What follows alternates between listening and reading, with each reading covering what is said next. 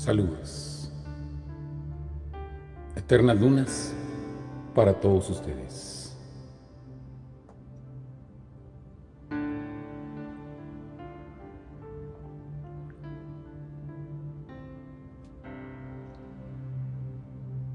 El lunes pasado, en nuestra última transmisión en vivo, algunos de nuestros amigos nos comentaron en la audiencia que tenían deseos de continuar hablando de un tema que surge a partir de una lectura, debo volverlo a aclarar, una lectura interpretativa mía, no es la responsabilidad de ningún autor. Yo interpreté dentro de la novela de William Golding, Señor de las Moscas, que el fundamento se aproxima muchísimo a la figura de lo que es Belcebú, un demonio,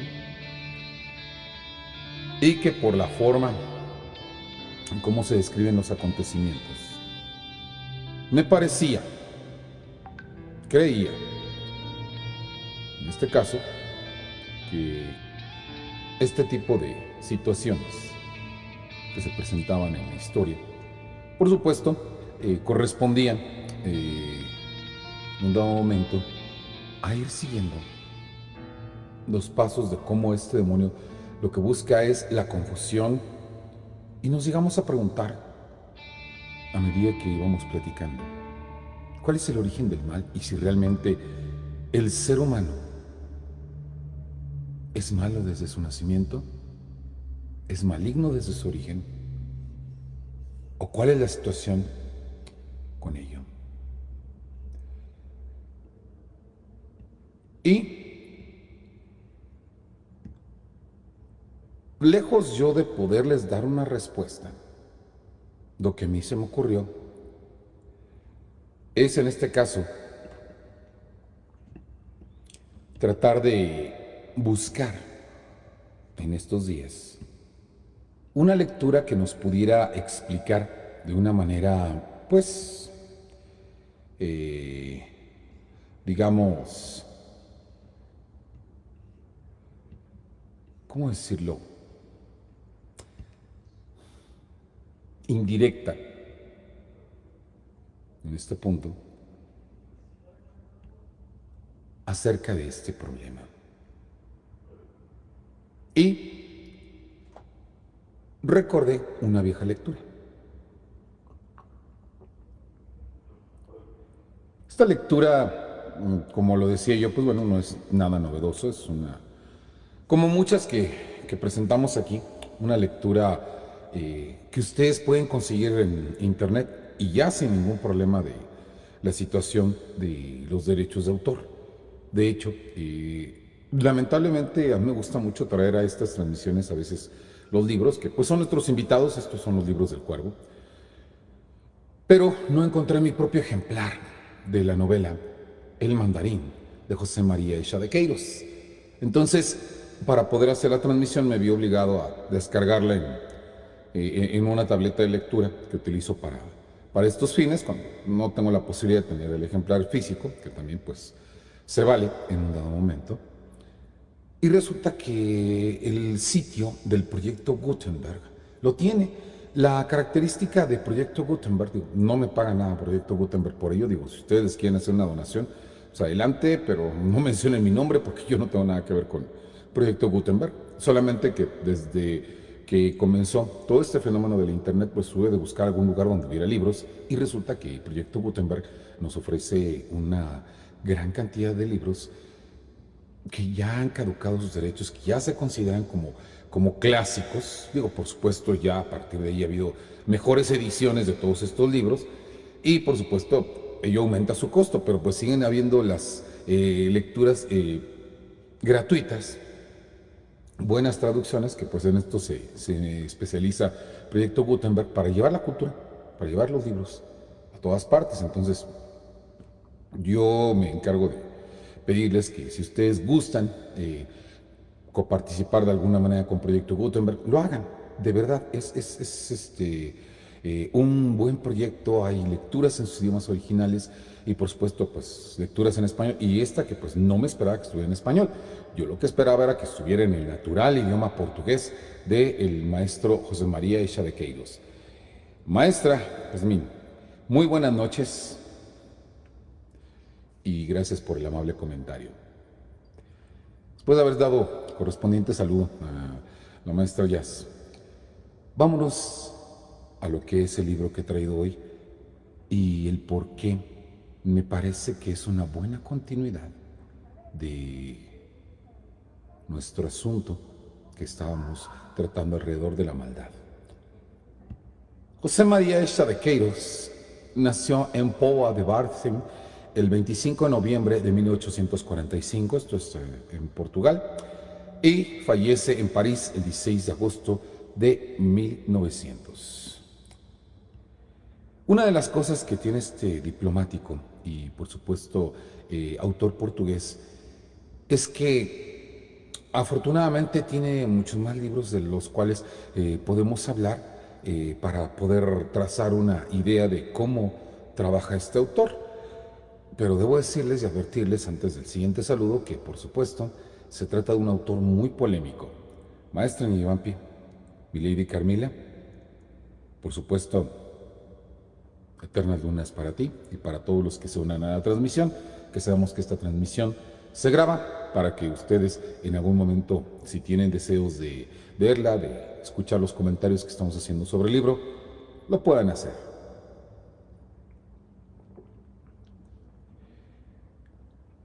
El otro gran libro que fue muy conocido de José María Eixa de Queiroz es sin duda alguna El crimen del padre Amaro. El tema es palpitante, pues habla de un sacerdote que se enamora de una mujer que se enamora de un sacerdote y del descrédito que se tiene para el sacerdote, para la mujer, por causa de este amor. El tema no es poco frecuente. Yo mismo aquí en México, porque pues, se sitúa en un tiempo pretérito, siglo XIX, su historia. Aquí yo hablaré de historias que suceden desde el siglo XVIII en México. He sabido de leyendas en las cuales se habla precisamente de mujeres que han tenido relaciones con sacerdotes. Y por supuesto, en muchas de las ocasiones cuando he oído hablar de esas historias, por lo regular siempre hay por decirlo de este modo, un correctivo para ambos protagonistas de estas historias de amor tormentosas. En la novela de José María Eixa de Queiroz,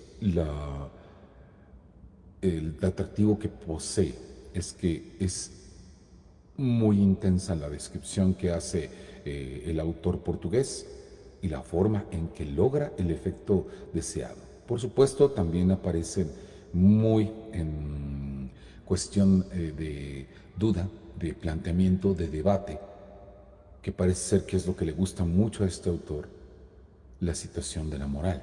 La situación de la moral confrontada a valores religiosos, entre otras situaciones. Sin embargo, además de sus cuentos, de otro texto llamado La correspondencia de don Fadrique Méndez, entre otros, a mí me llamó mucho la atención El mandarín, que curiosamente, al igual que tal vez muchas obras literarias, que es algo que debo comentar, no las conocí directamente en el texto original.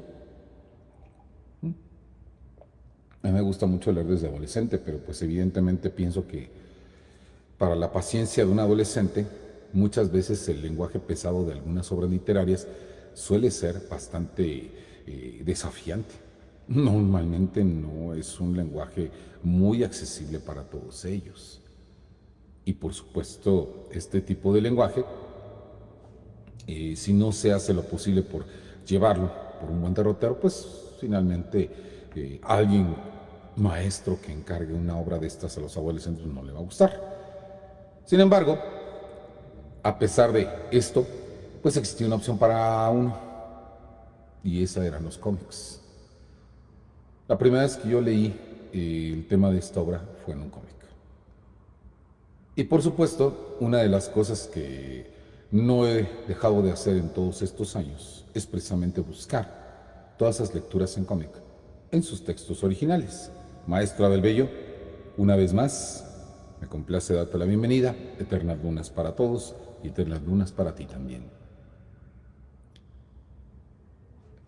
Entonces, por supuesto, a mí me interesaba mucho leer el mandarín, ya que el tema me resultaba suficientemente provocativo como para querer leer este texto y, ¿cómo lo diré?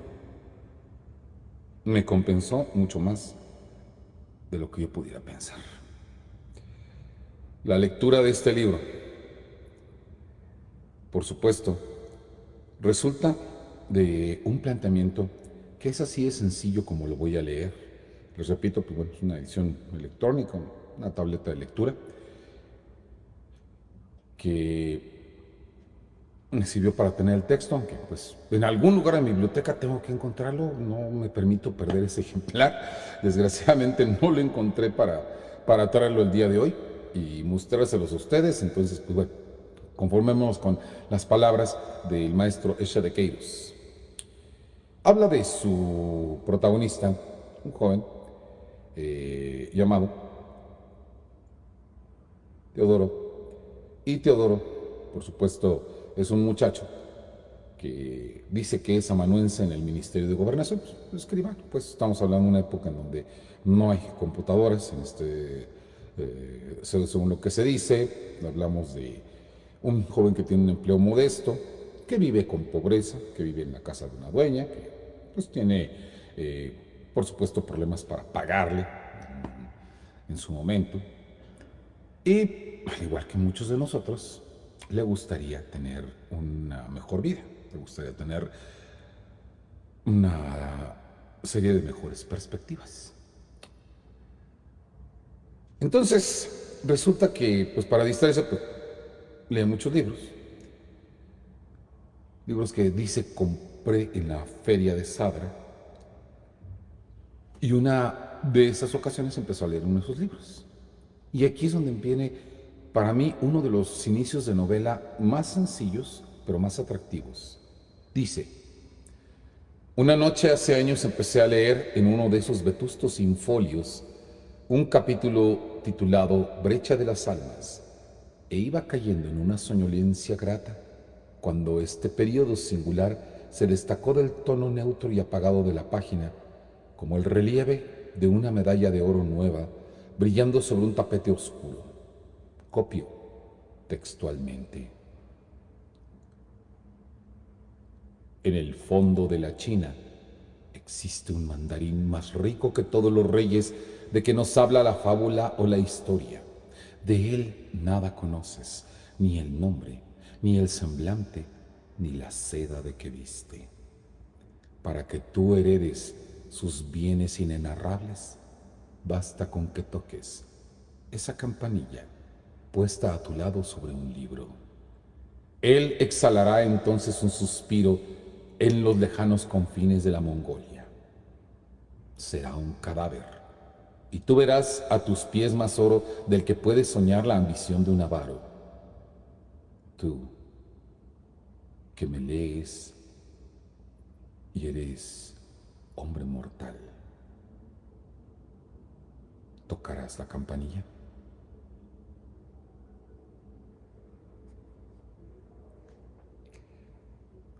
Voy a tener tantito. ¿Ya lo pensaron? Si ustedes tocan la campanilla,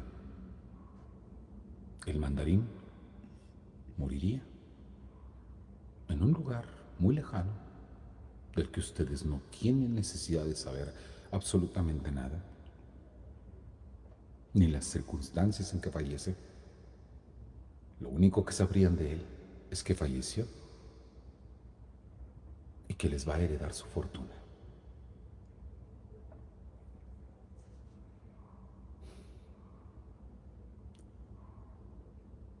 ¿Tocarían la campanilla? Este es solo inicio de novela. le garantiza a José María Echa de Queiroz un lugar entre los grandes narradores que con un principio de una historia como Edgar Allan Poe, como Gabriel García Márquez, entre otros, como el propio Miguel de Cervantes Saavedra, se garantizan con un párrafo bien escrito llamar la atención de sus lectores. Por supuesto, la entrada es muy fuerte. De ahí, todo lo que nosotros podemos esperar a partir de ese momento no puede ser más que sorpresa tras sorpresa. Fue entonces cuando del otro lado de la mesa una voz insinuante y cristalina me dijo misteriosamente: vamos, Teodoro, amigo mío, sé fuerte, extiende la mano y toca la campanilla. La pantalla verde de la vela esparcía una penumbra en derredor. Me levanté temblando y vi, pacíficamente sentado a mi lado, un individuo corpulento, todo vestido de luto, con sombrero de copa, las manos enguantadas de negro, apoyadas en el puño de un paraguas. Probablemente se rían ustedes, pero tuve el deseo de salir el día de hoy caracterizado de esa manera, pero bueno, al final desistí, porque preferí darle más énfasis a lo que es el texto que a lo teatral en este caso. Para los que me conocen y nos conocen en Eternal de una San, que enfatizamos mucho el teatro, pero hoy no era esa la cuestión. Vaya. Su originalidad estaba en su rostro sin embargo, de líneas fuertes y duras, la nariz brusca, presentaba la expresión rapaz y amenazadora de un pico de águila.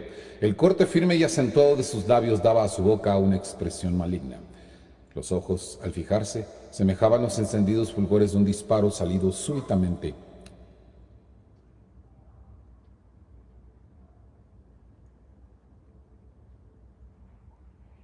de entre las zarzas tenebrosas del entrecejo fruncido. Era lívido, mas por su piel corrían a veces radiaciones sanguíneas como en un viejo mármol fenicio.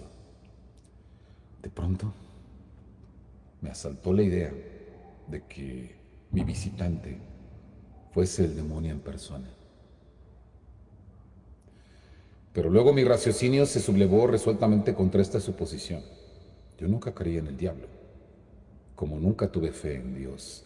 Jamás lo dije en voz alta ni lo escribí en los periódicos para no descontentar a los poderes públicos encargados de mantener el respeto hacia tales entidades, mas yo nunca creí que existiesen estos dos personajes, viejos como la substancia. Rivales bonachones que se pasan la vida haciéndose mutuas y amables perrerías, uno de barbas nevadas y túnica azul vestido como el antiguo Zoroastro, y evitando las alturas luminosas en medio de una corte más complicada que la del rey Luis XIV, y el otro malhumorado y mañoso, ornado de cuernos, viviendo entre las llamas, imitación ridícula y burguesa del pintoresco Plutón. No, no creo. Cielo e infierno son concepciones sociales para el uso de la plebe, y yo pertenezco a la clase media.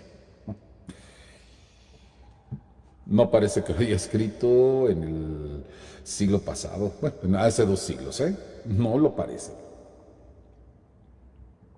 Cualquiera que haya podido escuchar esa descripción, sin duda alguna sabría que en muchos sentidos, y precisamente es una de las crisis que existen en cuanto a lo que es la creencia, no porque necesite la gente tener una creencia, digo crisis porque es la primera vez que la clase media se está cuestionando muchísimo toda la cuestión de índole religiosa.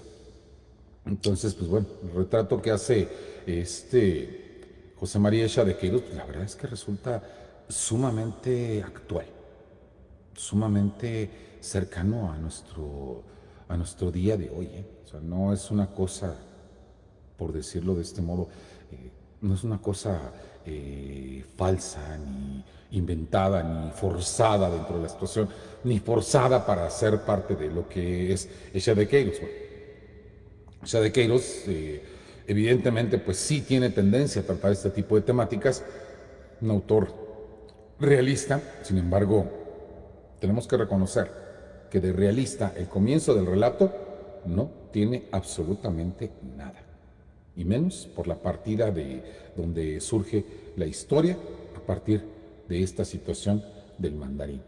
Ahora, posteriormente, en el texto, se cuenta que efectivamente después de varias palabras de ser, tratemos de no llamarle del modo que no quiere, vamos a respetar en este sentido, porque además precisamente es de ahí de donde parte una interpretación, ¿no? A partir de entender qué es lo que pretende el autor y además, independientemente de estas figuras religiosas, yo estoy seguro que nuestro tema el día de hoy es otro. Nuestro tema es el mal, nuestro tema es otra situación. Más adelante dice, Teodoro, ¿realmente me aconsejas que toque la campanilla? Y le responde, ve aquí tu caso, estimable Teodoro. 25 duros mensuales, es una vergüenza social. Se refiere al dinero que él gana, ¿eh? Hay en este mundo cosas prodigiosas. Vinos de Borgoña, como por ejemplo el Romanée Conti del 58 y el Chambertin del 61, que cuesta cada botella de 10 a 11 duros, y el que bebe la primera copa no vacila en asesinar a su padre por beber la segunda.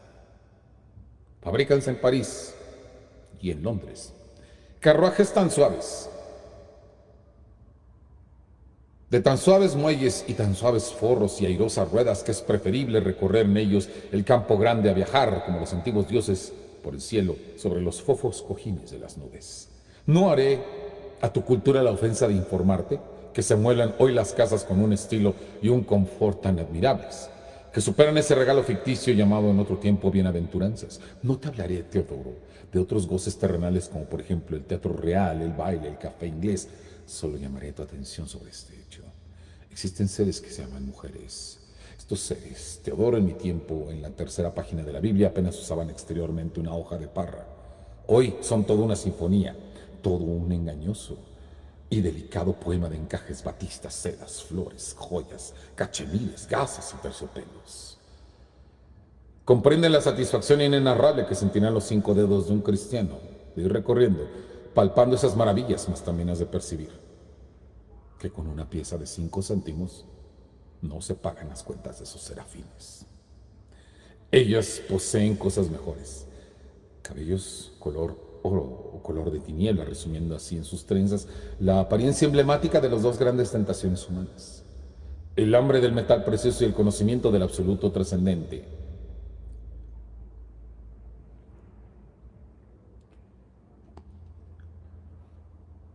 El tipo de tentación que está utilizando este hombre, por supuesto, si no es el diablo, cosa por el estilo, sin duda alguna recurre muchísimo a la sensualidad, antes que a lo que es la riqueza, el poder, el placer, el gozo del vino y de todas las cosas. Ahora, ya lo dije desde un principio, él es un joven sencillo. Por supuesto, estas palabras turban su espíritu, pero ahora, ¿qué es realmente lo que está haciendo Teodoro? Tocar una campanilla, dirán ustedes. Pero tocar esa campanilla implica que llega la hora de un pobre viejo en China, que para más señas, una de las imágenes con las que juega Esha de Queiroz, menciona más adelante en la novela, es la de que está armando, con el exquisito arte del origami, un papagayo de papel.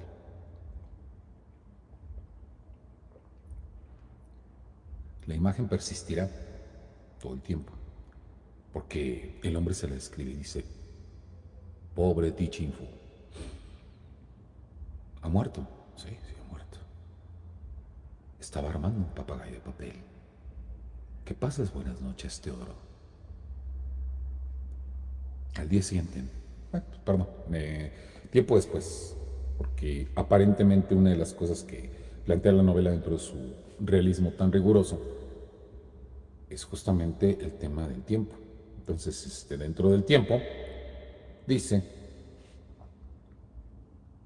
que van a él, le anuncian que tiene una herencia, y para fingir, pues bueno, el hombre, pues, ¿cómo vas a recibir una herencia de alguien que no conoces? Porque en realidad no lo conoce, en realidad no sabe quién es.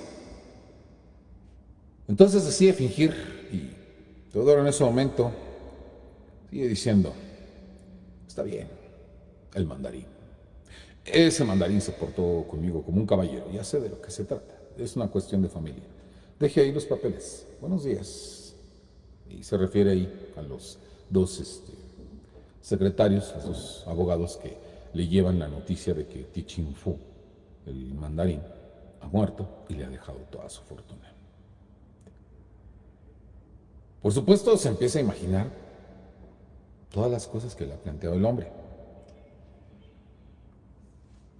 Pero, sobre todo, repito, si todo eso se lo ha insuflado el hombre en su mente, entonces él realmente, ¿por qué en un principio duda y quiere tocar la campanilla? Ese es el punto, ese es el quid de la situación. Mi teoría es la siguiente, a ver si están de acuerdo ustedes. Mi teoría es la siguiente. Hasta ese momento, Teodoro solo sabe de la responsabilidad y de las cosas que debe hacer. Pero si se le ofrece una oportunidad de hacer algo incorrecto que no le represente ninguna responsabilidad, que no le represente ninguna consecuencia, y ve fácil hacerlo, no duden en hacerlo, como muchos de nosotros podríamos hacerlo si de repente se nos presentara esa situación. Evidentemente, habrá muchos en mi audiencia que no van a estar de acuerdo y van a decir, yo no podría hacer eso, ¿no? Dios, pobre viejito, ¿no? Pobre señor mayor, ¿no? En un dado momento. Y es ahí precisamente donde ya entramos a esta cuestión dialéctica del mal. ¿Qué es realmente el mal? ¿Por qué recurrimos al mal? Voy a citar otra lectura vamos, una lectura un poco, no muy literaria, que digamos, una de estas lecturas que a mí también me gusta hacer, que es la de los cómics. Un ejemplar muy interesante de Batman,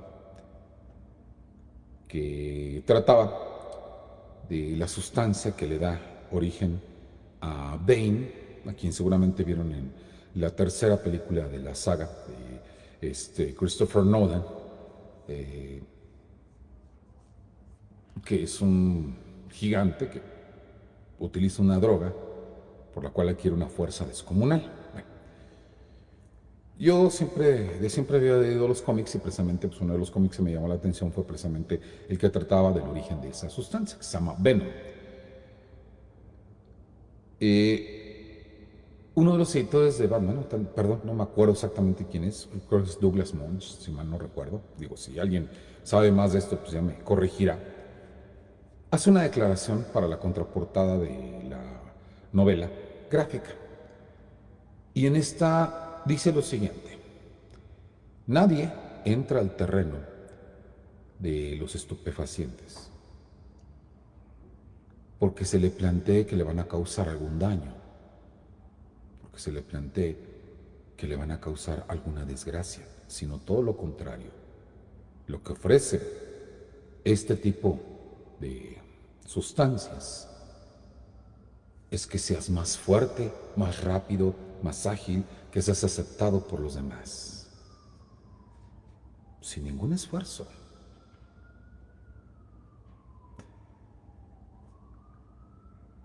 Todos los beneficios, sin ningún esfuerzo. Que es lo que pasa en el mandarín y que ya lo escribió un autor del siglo XIX desde hace mucho tiempo antes. Todos los beneficios, sin ninguna responsabilidad. Tocar una campanilla no es tan difícil como planear todo lo que requieres para realizar un crimen, ¿verdad? Tocar una campanilla es muy sencillo.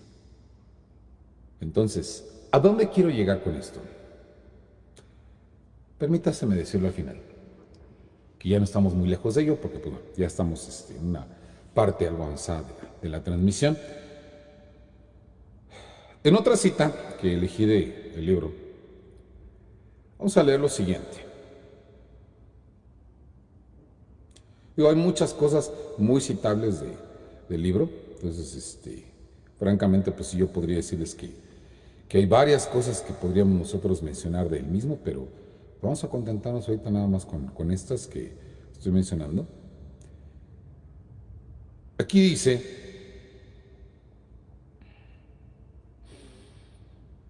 cuando ella recibe la fortuna, lo siguiente. Poco a poco el rumor de mis riquezas pasó a las fronteras. Le Figaro habló de mí cortésmente. En todos sus números me llenaban de elogios. El grotesco inmortal que firma Saint-Gener me dirigió apóstrofes pidiendo mi ayuda para salvar a Francia. Y fue tanta mi popularidad que todas las ilustraciones extranjeras publicaron a un tiempo los detalles más insignificantes de mi vida íntima. Recibí de todas las princesas de Europa cartas con sellos heráldicos, exponiéndome por medio de fotografías y documentos la forma de sus cuerpos y la antigüedad de sus genealogías. Dos tonterías que dije durante aquel año fueron telegrafiadas al universo entero por la agencia Havas y fui considerado mucho más ingenioso que Voltaire, que Rochefort y que ese mismo entendimiento que se llama todo el mundo. Cuando mi vientre indigesto se aliviaba con un sonoro estampido, la humanidad lo sabía por conducto de los periódicos. Hice empréstitos a los reyes, subsidié guerras civiles y fui aclamado por todas las repúblicas latinas que ornan el Golfo de México.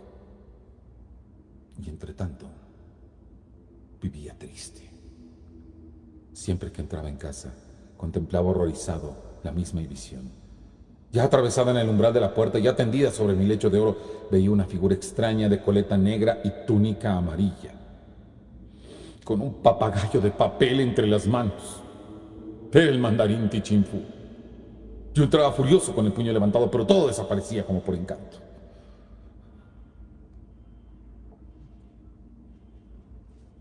Aprovechemos la pausa para saludar a nuestro buen amigo, maestro Hugo Palacios. Eternas lunas para ti, maestro. Bienvenido a esta transmisión.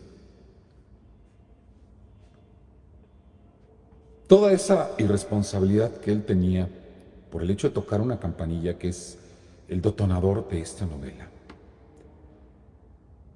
ahora comienza a desaparecer. Porque no lo ha hecho él directamente, pero ha tenido una visión que lo ha vinculado con la culpa. Bueno, entonces lo que nos puede librar del mal es la culpa en un dado momento. Él no era malo desde antes. Realmente, ¿qué es el mal? O sea, él se vio llevado a realizar un acto maligno porque vio que no había una responsabilidad ahí, porque vio que no había una consecuencia, porque vio que eso era muy fácil y muy sencillo. Y la novela, precisamente a través de este pretexto, escudriña esta inagotable capacidad que tenemos los seres humanos para poder hacer cosas que pueden resultar monstruosas de platicarlas sin el menor empacho.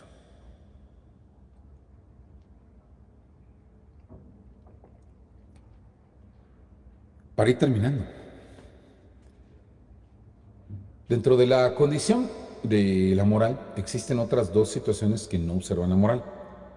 Una es la inmoralidad y la otra es la amoralidad.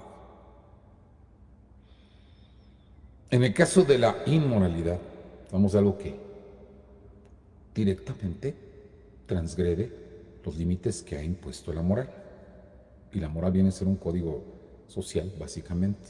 Básicamente, o sea, ya después de ahí, pues, de la moral, en muchas religiones y en muchos códigos se fueron creando sobre estos, las ideas ya de cuestiones éticas que nosotros conocemos.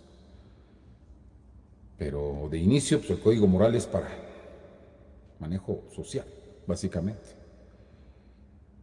Un ejemplo que a mí me resulta muy fácil mencionar es, por ejemplo, el caso de los nativos de Samoa Occidental. Estas islas que de alguna manera se encuentran en el Océano Pacífico. Son islas en donde hay una cantidad, un núcleo muy pequeño de habitantes. Por consiguiente, una de las cosas que más favorecen es precisamente que la gente tenga relaciones para reproducirse, porque no hay gente. Entonces, es una cultura que está muy encauzada a todas las situaciones de sexo que ustedes puedan imaginarse. Para nosotros no resulta tan fácil como para ellos sí el hecho de estar desnudos. Si nosotros pretendiéramos andar desnudos, inmediatamente seríamos llevados a prisión dentro de nuestras sociedades occidentales. Eso no determina que somos buenos o malos, sino simplemente determina un manejo social. Pero aquí, cuando nosotros pensamos en hacer algo a lo que llamamos maligno por el hecho de que no solamente rompe un código moral, sino rompe un código ético, como es el hecho de matar a una persona, resulta monstruoso siempre, o sea, en toda circunstancia. Tanto si tienen necesidad de hacerlo, cuando crees que tienen necesidad de hacerlo, que pues en realidad pues yo no pienso que haya más que una situación que es en la guerra, que es donde se plantean todo este tipo de situaciones.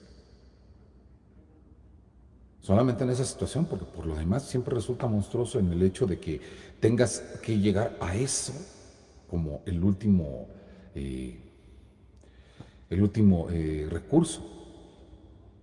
Ahora, no es solamente el hecho de matar. Si es para salvar tu vida, pues es otra historia. Cambia el valor porque ya estás enfrentado ante una misma situación que es la necesaria supervivencia.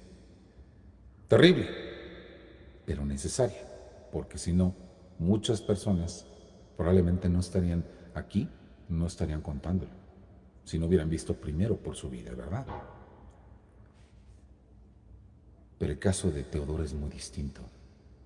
Él no tenía necesidad de hacer lo que hizo. Se le hizo fácil. Como a muchas personas que adoptan aquello que es el mal, se les hace fácil. Como a muchas personas que adoptan los estupefacientes, se les hace fácil. Y ahí le dejo. ¿Por qué? Porque evidentemente no es mi intención aquí hacer un muestreo de moral. Simplemente que vean ustedes qué tan sencilla es una situación que nos puede plantear un autor como Echa de Queiroz, para poder escudriñar el mal en estas circunstancias, para poder escudriñar las razones por las que hacemos el mal. La novela prosigue el derrotero, para que no se queden un poco con la duda. Siguiente, Teodoro no está contento con la situación que empieza a presentársele a partir de esta fijación que tiene, esta obsesión por la imagen del mandarín. Entonces empieza a buscar la manera de cómo tranquilizar su alma. Y aquí es donde viene todo el grueso de la novela. Lo que acabo de leer no es más que de unos cuantos capítulos. Y es necesario que ustedes se vayan al resto de los capítulos para que ustedes entiendan realmente lo que es toda esa tortura y lo que de alguna manera sí nos sigue informando la novela sobre el mal, no solamente en cuanto a lo social, repito, sino en cuanto a la consideración de lo ético. ¿Por qué darle muerte a un hombre que no conoces de una manera que parece muy sencilla? Uno podría decir, no, pues es que mal es el que disfruta haciendo esto. No, probablemente, o sea, probablemente también esa sea una forma de establecer el mal que tal vez revisaremos en otro momento. Pero aquí elegí esta porque de alguna manera se apega a la situación que comentábamos el lunes con William Golding, el Señor de las Moscas. Los chicos se dieron a lo que era más fácil. Entonces, quiere decir que muchas veces el ceder a lo más fácil que tenemos nosotros es ceder a lo que es el mal. Pero entonces la supervivencia y lo que son los instintos naturales es todavía más complicado que eso. Lo único que se puede decir es que de alguna manera muchas personas que han entrado a un camino del mal es probablemente porque se les ha hecho muy sencillo. Pero, repito, no es sino mi propia interpretación, mi propia opinión al respecto. Y por supuesto, ahorita que ya estamos por terminar la transmisión, sin duda alguna, pues yo preferiré en este caso dejar a ustedes la posibilidad de que lo piensen, de que me lo cuenten en los comentarios y de que vean si hay la necesidad de buscar otra obra literaria. Tenemos aquí el lunes para podernos buscar otra obra que de alguna manera nos ejemplifique esta situación. Yo escogí esta precisamente porque pienso que de esa manera es como mucha gente poco informada entra al mal, como Teodoro. Basta con que se te ofrezca todo lo más apropiado para que tú de repente seas capaz de cometer un acto maligno. No dejo de invitarlos a todos ustedes a este evento que nosotros vamos a tener, que es Space en Twitter el día de mañana. El día de mañana a las 7 de la noche vamos a tener el Space de Eternas Lunas, en donde vamos a contar pues, con los amigos del staff de Eternas Lunas y vamos a leer las composiciones poéticas y narrativas que nos ofrecieron con respecto al reto Por ella fui a mi muerte sabiendo lo que significa amar. Y por supuesto, esta frase que proviene de la serie True Blood, vamos a comentarlo el día de mañana. El maestro Nathaniel Llano nos va a comentar al respecto de esa situación. Vamos a leer los textos de nuestros amigos. Los invitamos a que ustedes quieran escuchar esta poesía oscura, esta serie de textos que nosotros promovemos en Eternas Lunas, nos acompañen en este space. De verdad va a resultar muy entretenido. Esto es a las 7 de la noche, más o menos duramos como una hora y media en transmisión para que ustedes nos puedan escuchar y por supuesto lo esperamos con muchísimo gusto para entonces.